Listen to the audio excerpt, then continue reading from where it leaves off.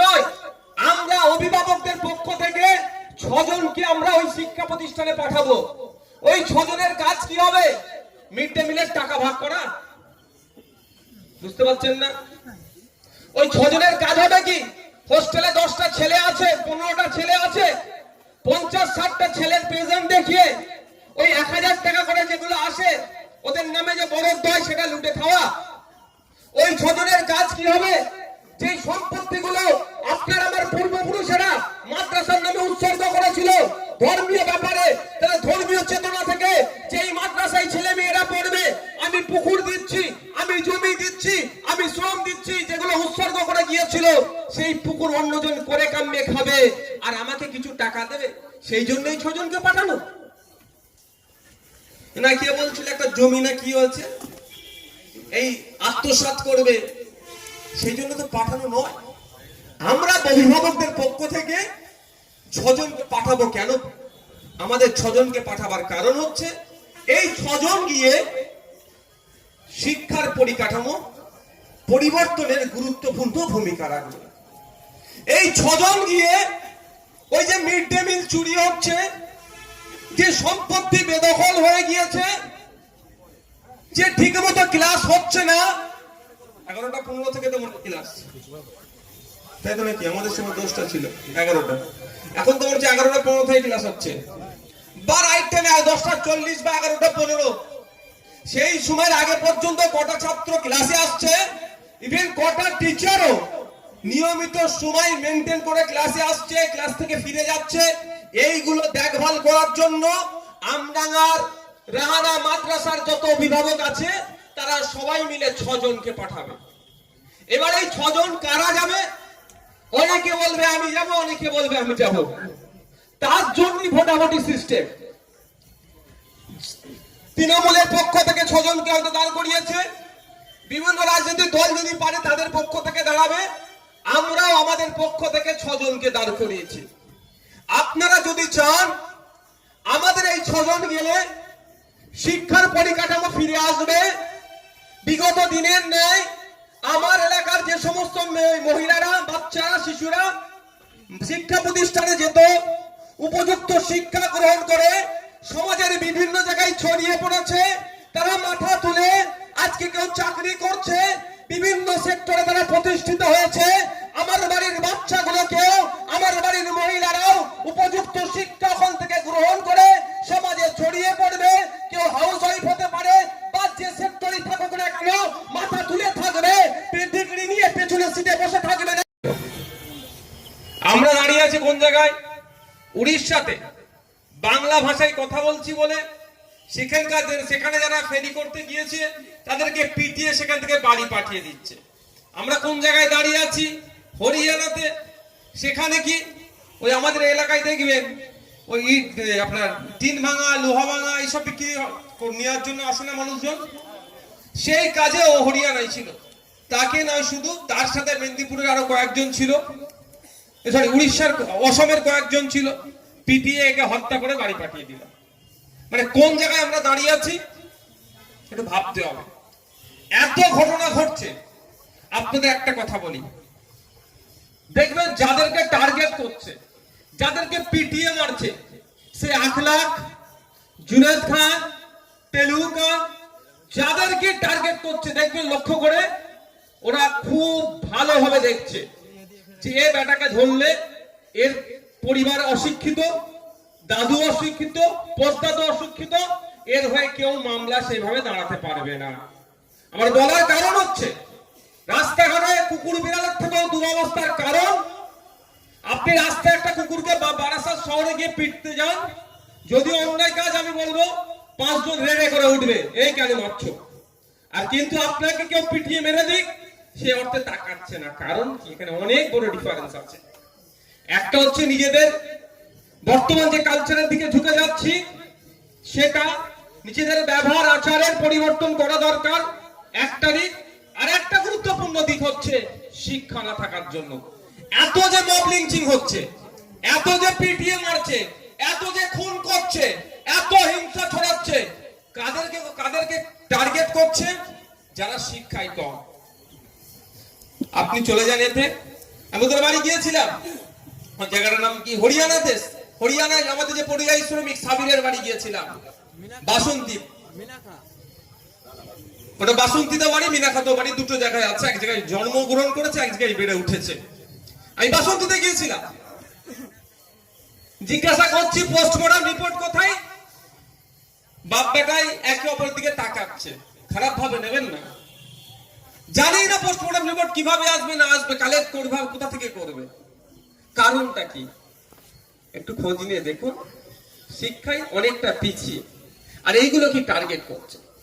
আর এটা নতুন কোন ষড়যন্ত্র নয়, ব্রিটিশ পিরিয়ড থেকে এই ষড়যন্ত্রটা হয়ে আসছে। যেখানে মুসলমানরা বেশি বসবাস করে, যেখানে দলিতরা বেশি বসবাস করে, যেখানে আদিবাসীরা বেশি বসবাস করে, অর্থাৎ পিছড়ে বর্গের মানুষজন যেখানে বেশি বসবাস করে, সেই সমস্ত এলাকাগুলোকে কি করছে, শিক্ষা থেকে দূরে সরিয়ে দেওয়ার চেষ্টা করছে। কিভাবে শিক্ষা থেকে দূরে সরিয়ে দেবে? আপনাদের এখানে যে আমডাঙ্গা কেন্দ্রীয় সিদ্দিকিয়া হামিদিয়া রাহানা সিনিয়র মাদ্রাসা আছে, ওটাকে তুলে নিয়ে চলে যাবে? স্বাভাবিকভাবে যদি তুলে নিয়ে চলে যেতে চাই, আপনারা আটকাবেন তো? তাহলে ভাই বলুন না, আটকাবেন, তুলবে না। কি করছে? শুধু এই রাহানা মাদ্রাসা নয়, সারা পশ্চিম বাংলার 614টা মাদ্রাসার কথা বলছি। দিদিমণি ক্ষমতায় আসার আগে বলেছিল 10,000 মাদ্রাসা দেব। আপনারা খোঁজ নিয়ে দেখুন, 10,000-এর 10টা তো দিয়ে দূরের কথা, 614টা যে শিক্ষা প্রতিষ্ঠান মাদ্রাসা ছিল, এখন কটা পরিকাঠামো যুক্ত আছে? পরিকাঠামো যুক্ত মানে এই নয় নীল নীল সাদা রং করে দিল, হোস্টেল বড় বানিয়ে দিল, এটা পরিকাঠামো নয়। সামগ্রিক পরিকাঠামো, শিক্ষাদানের পরিবেশ, অর্থাৎ শিক্ষক কত আছে, ছাত্র কত আছে, এই রেশিও মেইনটেইন হচ্ছে কি হচ্ছে না, খোঁজ নিয়ে দেখবেন। 614টা মাদ্রাসাতে প্রায় 10,000-এর উপরে শূন্য পদ আছে। অর্থাৎ এই শিক্ষা প্রতিষ্ঠানগুলোতে শিক্ষক না নিয়োগ করে এই শিক্ষা প্রতিষ্ঠানগুলোকে ধ্বংস করে দাও। শিক্ষা প্রতিষ্ঠানগুলোকে ধ্বংস করে দিলেই এরা কোথায় যাবে? কিছু হলেই ছুটে যাবে দাদা দিদির কাছে, নিজেদের আর ভালো খারাপের বিবেচনার জ্ঞান থাকবে না। তাই বন্ধুগণ যারা উপস্থিত হয়েছে, আমি আবারও বলছি, যদি আগামী 22 তারিখ রবিবারে ইন্ডিয়ান সেকুলার ফ্রন্ট মনোনীত প্রার্থী যারা আছেন এখানে, আমাদের সিরিয়াল নাম্বার হচ্ছে ছেলেদের 5, 6, 7, 8, 10, আর মহিলা প্রার্থী হিসাবে আমাদের 2 নম্বরে আছে। 5 নম্বরে মোহাম্মদ ফারুকউদ্দিন মন্ডল সাহেব আছেন। ফারুকউদ্দিন মন্ডল সাহেব এখানে চলে আসুন। 6 নম্বরে আছে নূর হোসেন মন্ডল। 7 নম্বরে আছে হাবিবুর রহমান আখুনজি। 8 নম্বরে আছে শাহিদুল ইসলাম। 10 নম্বরে আছে মোহাম্মদ আব্দুল আজিম। এবং মহিলাদের যে রিজার্ভ সিটের মধ্যে আমরা 2 নম্বর পেয়েছি সারিকা পারভিন বিবি। আপনাদের কাছে অনুরোধ করব, আপনারা যদি চান এই শিক্ষা প্রতিষ্ঠানের শিক্ষার পরিকাঠামো ফিরিয়ে আসুক, ওই নীল সাদা রং করে দিলে হবে না। সকালে স্কুলে বাচ্চারা যাচ্ছে, বিকালে ফিরে আসছে, মিড ডে মিল খেতে খেতে হই হই করছে, ওটা হবে না। যদি বিশ্বাস না হয়, হই হই করছে, আজকে এখানে যারা অভিভাবক আছে বাড়ি ফিরে যাবেন, আপনার বাড়ির 7-8 এর ছেলেটাকে ডাকবেন। যদি আমার কথা ভরসা না হয়, আমার কথা যদি মিথ্যা হয়, তাহলে আমাদের এই 5 থেকে 5, 6, 7, 8, 10 এবং মহিলাদের ক্ষেত্রে 2 এই সিম্বলে আপনারা ভোট দেবেন না। আপনারা যারা গার্জিয়ানরা আছেন বাড়ি যাবেন, গিয়ে 5, 6, 7, 8 এর ছেলেগুলোকে ডাকবেন, ইংলিশ বইটা খুলে দেবেন, অঙ্কের বইটা খুলে দেবেন, অঙ্ক দিয়ে বলবেন একটু অঙ্কটা করতো, ইংলিশ দিয়ে বলবেন একটা প্যারাগ্রাফ পড়তো। আমি এখানে চ্যালেঞ্জ করে বলে যাচ্ছি, রানা সিনিয়র মাদ্রাসা নয়, সমগ্র রাজ্যের কথা বলছি, এটা আমি 10টা ছেলে পাস করবে আর 90টা ছেলে ফেল করবে। কারণ কি? যারা অভিভাবক প্রতিনিধি নির্বাচনটা কি, এটা খাই নামাকে আগে মাথায় রাখতে হবে আপনাদের। অভিভাবক প্রতিনিধি নির্বাচন আছে, শিক্ষা প্রতিষ্ঠানগুলো তৃণমূল সরকার আসার পরে ভেঙে তছনছ করে দিয়েছে। অভিভাবক প্রতিনিধিদের নির্বাচনে আমরা অংশগ্রহণ করেছি। এই অংশগ্রহণ করার সময়তেও নমিনেশন যাতে তুলে নেয় অনেক ভয় ভীতি দেখিয়েছে। তারপরেও আমাদের আইসিসির পক্ষ থেকে যারা কন্টেস্ট করছে তারা সাহসিকতা দেখিয়ে তারা রেখেছেন। আমরা আজকে এই ক্যাম্পেইনে এসেছিলাম, আমরা প্রচার করছি মাদ্রাসার শিক্ষার পরিকাঠামো আমূল পরিবর্তন করব। কারণ এই মাদ্রাসায় অনেক অভিযোগ আছে, হোস্টেলে নাকি 12-13 জন থাকে, 50-60 জনকে দেখিয়ে তা অবৈধভাবে টাকা লুটা হচ্ছে। এবং এই মাদ্রাসার অনেক সম্পত্তি আছে, সেইগুলো অবৈধভাবে ব্যবহার হচ্ছে, যেগুলো শিক্ষা প্রতিষ্ঠানের স্বার্থে কাজে লাগছে না, সেইগুলো উদ্ধার করা, মাদ্রাসাকে ফিরিয়ে দেওয়া মাদ্রাসার সম্পত্তি, এবং মাদ্রাসার শিক্ষক থেকে শুরু করে ছাত্র থেকে শুরু করে যে বিশৃঙ্খলাতে একটা আছে সেটা শৃঙ্খলা আবদ্ধ করা, এই শিক্ষা প্রতিষ্ঠানকে জানকে ফিরিয়ে নিয়ে আসা। সেই জন্য আজকে আমাদের এই একটা নির্বাচনী সভা ছিল। গতকাল রাতে মুখ্যমন্ত্রী সাংবাদিক বৈঠক করলেন এবং সেখান থেকে জানালেন ডিএমই কে অপসারণ করা হবে এবং ডিএইচএস কে করা হবে, এ বিষয়ে কি বলবেন? দেখুন, একটা কথা বলি, সেই কথায় আছে না, সেই অমুকজন জল খায় গুলিয়ে খায়, ব্যাপারটা সেটা হয়ে গেল। অনেক আগে এটা করার দরকার ছিল, অনেক আগে থেকে এদের নামে অভিযোগ আছে, এটা নতুন অভিযোগ নয়, একাধিকবার অভিযোগ দায়ের করা হয়েছে। কিন্তু দুর্ভাগ্যের বিষয়, জানি না কথাকার পার্সেন্টেজ কোন জায়গায় যে পৌঁছাচ্ছে বা অন্য কোনো শর্ত আছে নাকি জানি না, এদেরকে যেন সে জায়গায় রেখে দিয়েছিল।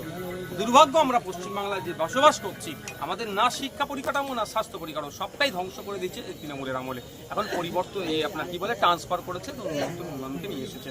আমি আশা করব কুকুর বাসা হবে না এখানে, স্বাস্থ্য ব্যবস্থা সম্পূর্ণ নিরপেক্ষতার সাথে চলবে এবং এখানে স্বাস্থ্য পরিষেবা সমস্ত শ্রেণীর মানুষ যাতে কোনো রকম ঘুষ না দিয়ে এত ঘুষ মুক্ত যেন স্বাস্থ্য পরিষেবা পায়, এবং সিন্ডিকেট রাজ যেটা চলছে সেটা যাতে বন্ধ হয়, আর ট্রেড কালচারটা যাতে বন্ধ হয়। সিপি কে বিনীত গোয়েলকে সরিয়ে নতুন সিপি, এটা এক ঢিলে দুটো পাখি মারলেন মমতা ব্যানার্জি মহাশয়, এক ঢিলে দুটো পাখি মারলেন। আমরা কদিন আগে আপনাদের মধ্যে অনেকে দেখিয়েছিলেন না যে খুব তাড়াতাড়ি সিপি কে সূত্র মারফত খবর সিপি কে সিবিআই ডাকতে পারে, তো এক ঢিলে দুটো পাখি মারলো। একটা হচ্ছে পাবলিকের ডিমান্ড ছিল সিপি পদত্যাগ, উনি কি করলেন পদত্যাগ না করিয়ে একটা আলাদা জায়গায় পোস্টিং দিলেন, আর এখন যদি ওই যিনি যে এসটিএফ এর এডিজি হয়ে গিয়েছেন তাকে যদি ডাকে, আর সিপি কে ডাকার মধ্যে অনেক বিস্তর তফাৎ, সেই হিসেবে এক দিয়ে দুটো তুমি পাখি মেনে নিলে। মানে আপনি কি বলতে চাইছেন সিপি কে ডাকা হতে পারে, মানে আমি যতটুকু আপনাদের আপনার সংবাদ মাধ্যম থেকে জানতে পারলাম, সূত্র মারফত তারা দেখিয়েছিল যে সিপি কে ডাকতে পারে। তবে আমি একটা কথা বলতে পারি, এখানে জোর গলায় টালা থানার ওসির একার ক্ষমতা নাই, তিনি যে অন্যায়গুলো করেছেন ওপরে কোনো হেভিওয়েটের হাত আছে, সেই হেভিওয়েটের হাতটা কোন স্তরে কিভাবে এসে পৌঁছেছে টালা থানার ওসিকে জিজ্ঞাসাবাদ করলে নিশ্চিতভাবে অনেক বলতে পারবেন। হয়তো টালা থানা ওসিকে কোনো ডিসি বলেছিলেন বা এসি বলেছিলেন, এবার ডিসি আর এসি কোনো বড় সাহেবের অর্ডারের জন্য হয়েছিল, বাট কোনো বড় সাহেব আবার কোথাকার অর্ডার পেয়েছেন সেটা স্টেপ বাই স্টেপ যদি সিবিআই সঠিকভাবে এগিয়ে যায়, কোনো পলিটিক্যাল মোটিভেটেড না হয়ে যায়, যদি নিরপেক্ষতার সাথে সিবিআই মামলাটা তদন্ত করে তাহলে বেরিয়ে আসবে। আচ্ছা, আরজিকর কাণ্ডে আর সুপ্রিম সব কোর্টে থেকে বড় কথা হচ্ছে টালা থানার ওসির ফোন কল নিলে তো অনেক কিছু হয়ে যায়, তার লিস্ট কি আছে না আছে সেগুলো তার লোকেশন দেখলেই তো বুঝে যাবে। আরজিকর কাণ্ডের ঘটনায় সুপ্রিম কোর্টের নির্দেশ, হাসপাতালের নিরাপত্তাকে সুনিশ্চিত করতে হবে, জুনিয়র সিনিয়র ডাক্তারদের সঙ্গে কথা বলে সুনিশ্চিত করতে হবে, বায়োমেট্রিক পদ্ধতি বসাতে হবে এবং আরও বেশি সিসিটিভির চাদরে মুড়ে ফেলতে হবে যে কোনো মেডিকেল কলেজে।